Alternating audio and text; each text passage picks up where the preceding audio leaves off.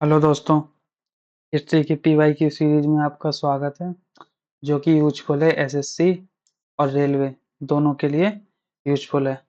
आज का पहला क्वेश्चन है कि 2013 में राखीगढ़ी के हड़प्पा स्थल से संबंधित एक पुरातात्विक या वैज्ञानिक अध्ययन की शुरुआत किसने की थी? एक मुख्य पुरातात्विक वैज्ञानिक अध्ययन की शुरुआत किसने की थी? 2013 में बात करें तो ये किसने की थी?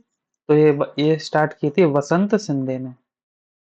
किसने स्टार्ट की थी? वसंत शिंदे ने स्टार्ट की थी। ठीक, तो इसका option number A, option number C सही हो जाएगा। ठीक, अगर हम बात करते हैं राखी गढ़ी की बात करते हैं तो राखी गढ़ी वर्तमान में कहाँ पे है? राखी गढ़ी, राखी गढ़ी, राखी गढ़ी वर्तमान में कहाँ पे बताइए? तो ये वर्तमान में कहाँ पे? हरियाणा में, हरियाणा में। ठीक है, और इसकी खोज किसने की थी? इसकी खोज की थी सूरजभान, सूरजभान और रफीक मुगल ने। कब की थी? 1990 में की थी। ठीक, और किस जगह की थी? तो ये की थी सरस्वती नदी के पास, सरस्वती नदी के पास की थी। राखी गढ़ी वर्तमान में कहाँ पे? हरियाणा में है। किसने की खोज की थी? सूरजभान और रफीक मुगल ने। कब? 1990 में। कहाँ पर? सरस्वती नदी के तट पर की थी। नेक्स्ट क्वेश्चन देखते हैं कि प्रथम विश्व युद्ध के दौरान गदर पार्टी का क्रांतिकारी प्रयास काफी हद तक असफल क्यों रहा? ठीक है, तो अगर हम गदर पार्टी की बात करते हैं यहाँ पे, गदर पार्टी, तो बताइए गदर पार्टी की स्थापना कब हुई थी? तो स्थापना हुई थी इसकी 1913 में हुई थी। कब हुई थी? 1913 में, 1913 में हुई थी। इस किसने की थी? ये इसकी थी सोहन सिंह भकना, सोहन सिंह भकना और लाला हरदयाल, लाला हरदयाल। सोहन सिंह भकना थे जो इस पार्टी के कौन थे? इस पार्टी के संस्थापक थे। और जो लाला हरदयाल कौन थे? इस पार्टी के प्रमुख नेता थे। ठीक है, इसका उद्देश्य क्या था? इसका उद्देश्य था कि सशस्त्र क्रांति के द्वारा, सशस्त्र क्रांति के द्वारा भारत को ब्रिटिश से मुक्त कराना, ब्रिटिशों से मुक्त कराना। ठीक, अगर गदर पार्टी का हेडक्वार्टर की पूछें तो हेडक्वार्टर क्या था? यूएसए में था। यूएसए में कहाँ था? सैन फ्रांसिस्को में था, सैन फ्रांसिस्को, फ्रांसिस्को में था। ठीक, ये इंपॉर्टेंट आपको डिटेल याद रखनी है। असफल क्यों रहा? तो ऑप्शन नंबर इसका क्या हो जाएगा? ऑप्शन नंबर सी सही हो जाएगा। सशस्त्र क्रांति के प्रति लोक उदासीनता। नेक्स्ट क्वेश्चन देखते हैं इसका। नेक्स्ट क्वेश्चन है कि वित्तीय विकेंद्रीकरण पर लॉर्ड मेयो के 1870 के प्रस्ताव में स्थानीय स्वशासन संस्था के विकास का परिकल्पना की गई थी। बिल्कुल की गई थी। हॉब्स हाउस विकेंद्रीकरण पर रॉयल कमीशन के अध्यक्ष थे। बिल्कुल सही। 1919 के भारत सरकार अधिनियम, जिसे मॉन्टेग्यू चेम्सफोर्ड सुधार भी बोलते हैं, मॉन्टेग्यू चेम्सफोर्ड सुधार भी बोलते हैं, के अंतर्गत स्थानीय सुशासन को एक आरक्षित विषय बनाया गया था? नहीं, इसे आरक्षित विषय नहीं बनाया गया था, तो ये गलत है। तो ऑप्शन नंबर सी इसका सही है। ऑप्शन नंबर एक, ऑप्शन नंबर दो इसके सही है। ठीक है, अगर हम बात करते हैं भारत सरकार अधिनियम की, भारत सरकार अधिनियम, ठीक है, 1919। ठीक है। भारत सरकार अधिनियम 1919 को मॉन्टेग्यू चेम्सफोर्ड सुधार भी बोलते हैं। क्या बोलते हैं? मॉन्टेग्यू चेम्सफोर्ड सुधार भी बोलते हैं। ठीक है। पहली बात, इसके द्वारा क्या हुआ था? इसके द्वारा प्रांतों में द्वैध शासन लगाया गया था। क्या लगाया गया था? प्रांतों में द्वैध शासन लगाया गया था। प्रांतों में क्या लगाया गया था? द्वैध शासन लगाया गया था। ठीक है। लेकिन क्या हुआ था? द्वैध शासन प्रणाली के तहत स्थानीय स्वशासन को आरक्षित विषय नहीं बनाया गया था।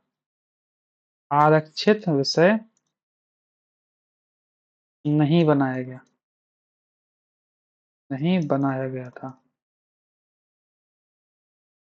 ये आपको याद रखना है। पहली बात, इसको मॉन्टेग्यू चेम्सफोर्ड सुधार भी बोलते हैं। इसके द्वारा प्रांतों में द्वैध शासन लगाया गया था और द्वैध शासन प्रणाली के तहत क्या हुआ था? द्वैध शासन प्रणाली के तहत स्थानीय स्वशासन को आरक्षित विषय नहीं बनाया गया था। अगर हम बात करते हैं इसमें लॉर्ड मेयो की, किसकी बात करते हैं? लॉर्ड मेयो की। बताओ, लॉर्ड मेयो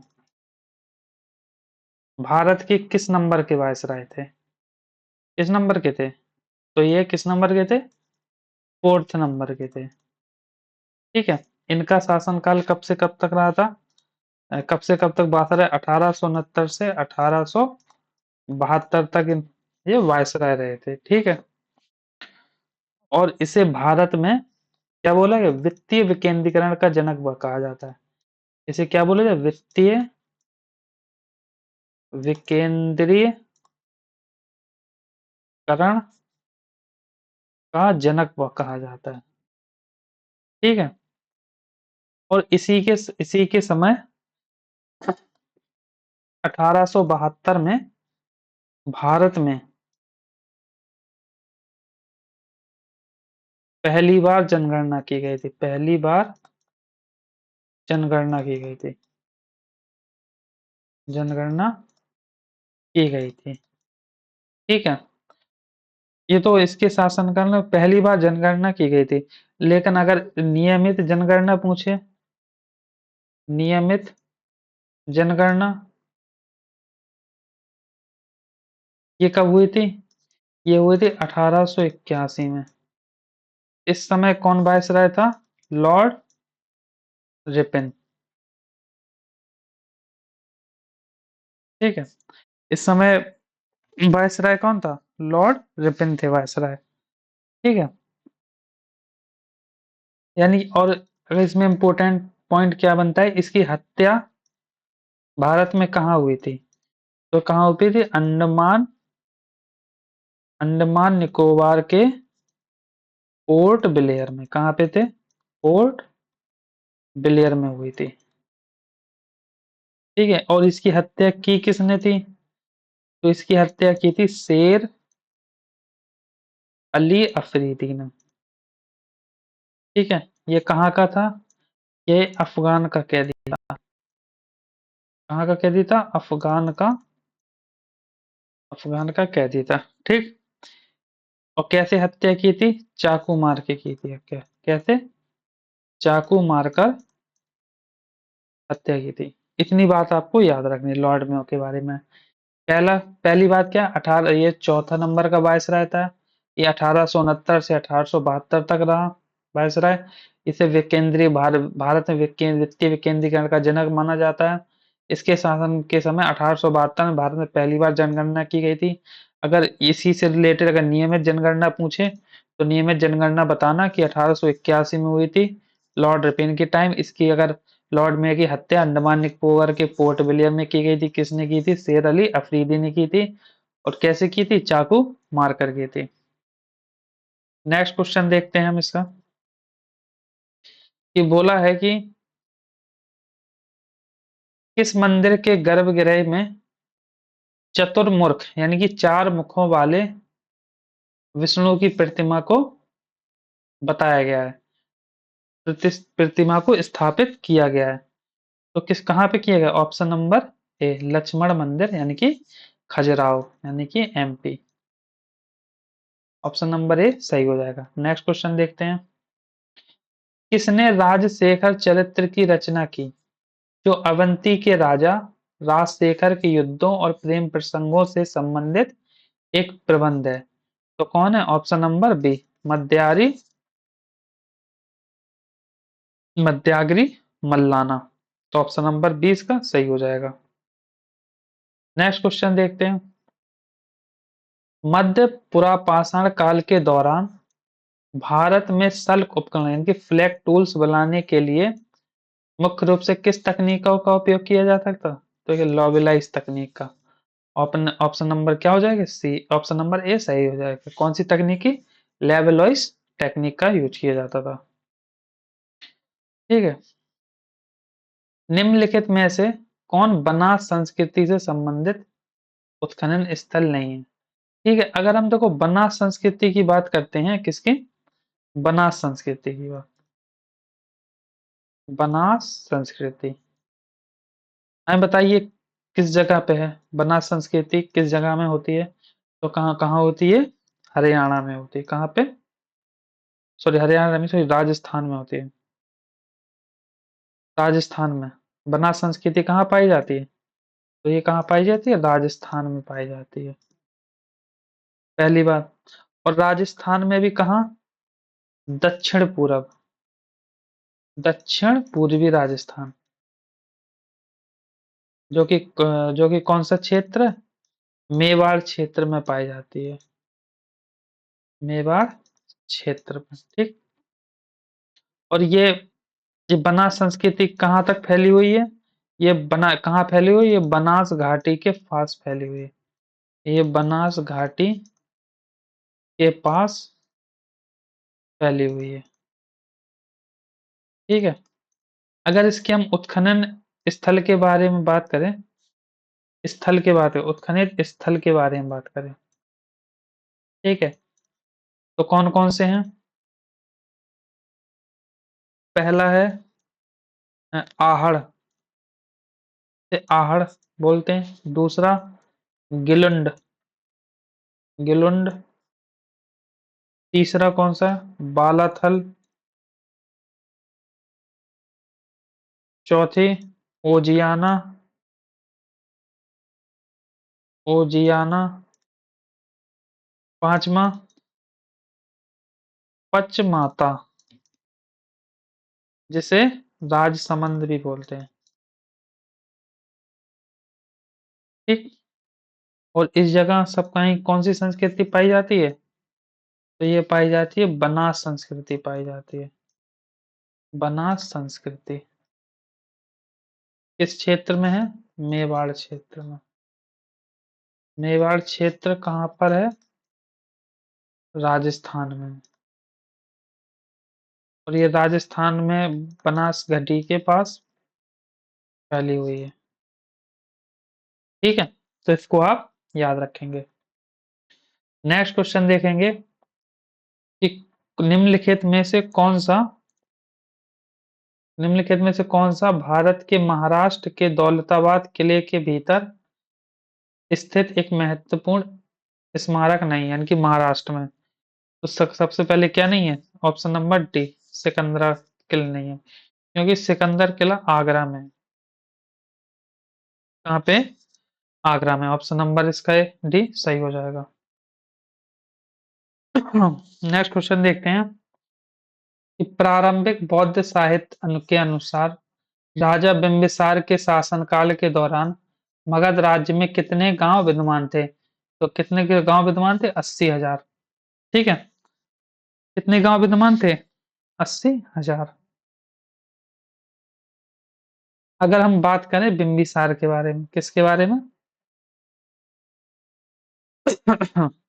बिंबिसार के बारे में।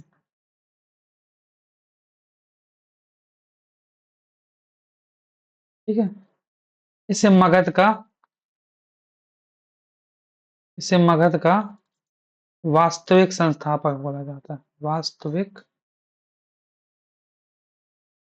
संस्थापक बोला जाता है। मगध साम्राज्य का मगध साम्राज्य का वास्तविक संस्थापक बोला जाता है। ठीक है। और पूछे ये किस वंश से रिलेटेड था, तो ये हर्यक वंश से रिलेटेड था। ठीक है। इसका शासनकाल कब से कहा था, ये 544 बीसी से 492 बीसी तक इसका शासनकाल रहा। और नेक्स्ट इंपॉर्टेंट पॉइंट क्या बनता है इसमें, ये जो था, ये बुद्ध और महावीर स्वामी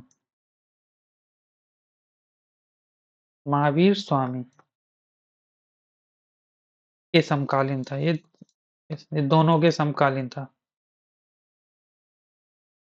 महावीर स्वामी और बुद्ध दोनों के ये समकालीन था। ठीक है। अगर इस समय राजधानी पूछे क्या थी, तो ये राजधानी थी गिरिव्रज या राजगृह। ये क्या थी, राजधानी थी। ठीक है। इसके 4-5 पॉइंट याद रखना है। पहला, ये मगध साम्राज्य का वास्तविक संस्थापक था। 544 बीसी 592 वो था इसका शासनकाल। ये हर्यक वंश से था। ये बुद्ध और महावीर स्वामी दोनों के समकालीन था। बुद्ध और महावीर स्वामी दोनों के समकालीन था। और इस समय राजधानी क्या थी, इस समय राजधानी गिरिव्रज या राजगृह थी। ठीक। और नेक्स्ट क्वेश्चन देखते हैं, और आज का लास्ट क्वेश्चन है हमारा। चेरियल स्क्रॉल पेंटिंग भारत के किस राज्य में स्थित है। ये स्टैटिक समझ के याद कर लें, डायरेक्ट याद कर लें। तो चेरियल स्क्रॉल पेंटिंग किस में है, ऑप्शन नंबर डी। ये कहाँ की पेंटिंग है, तेलंगाना की। कौन सी painting, Cheriyal scroll painting. Option number A D सही हो जाएगा। ठीक। आई होप आपको क्लास अच्छी लगी होगी। तो चैनल, अगर आपने यहाँ तक वीडियो देखी है, तो चैनल को लाइक करें, सब्सक्राइब करें। धन्यवाद।